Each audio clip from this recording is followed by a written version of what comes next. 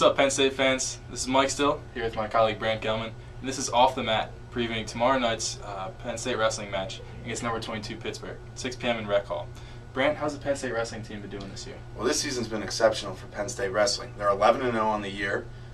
They're 1-0 in the Big Ten so far. They're ranked number 2 in the country, only 11 points behind Cornell, and they have 8 wrestlers individually ranked in their weight classes. With all the hype surrounding Penn State so far this year, this match against Pitt tomorrow night is going to be live on the Big Ten Network, the first live televised event for Penn State so far this season. This wrestling match has a few matches that could go either way, which we haven't seen recently for Penn State. Why don't we talk about some of those? Yeah, start by taking a look at the match at 141 pounds. Penn State true freshman Andrew Alton, ranked number 5 in the country, is taking on number 7 Tyler Nauman of Pittsburgh.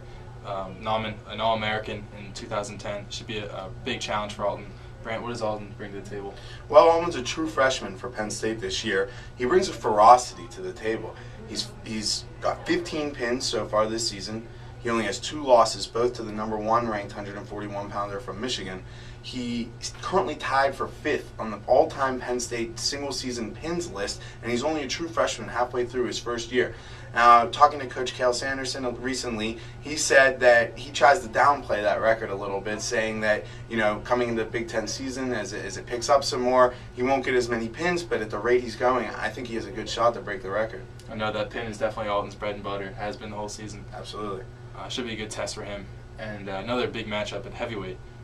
Cameron Wade, ranked number 6 for Penn State, is taking on number 3, Ryan Tomey. Tomey is a big guy. He's 20-3 on the year so far, redshirt senior.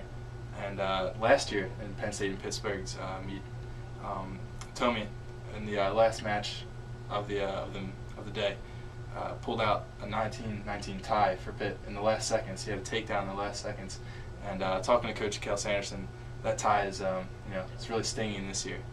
What's interesting about that match was that Cameron Wade, in warm-ups before that match against Pitt, actually was hurt and was unable to wrestle that day. So in talking to Wade, he said he kind of takes it a little personally in that he wants to come out real strong and solidify Penn State's victory tomorrow night. Yeah, and both Alton and Wade, talking to them this week, they're taking this week's matchups, as an opportunity just to prove themselves. And any chance against good competition is a chance to improve. So Brant, let's talk predictions. What do you think? Well, predictions, I really feel that Penn State could win every single weight class in this match coming up tomorrow night, except for at 197 pounds. Ortega's struggled a little bit.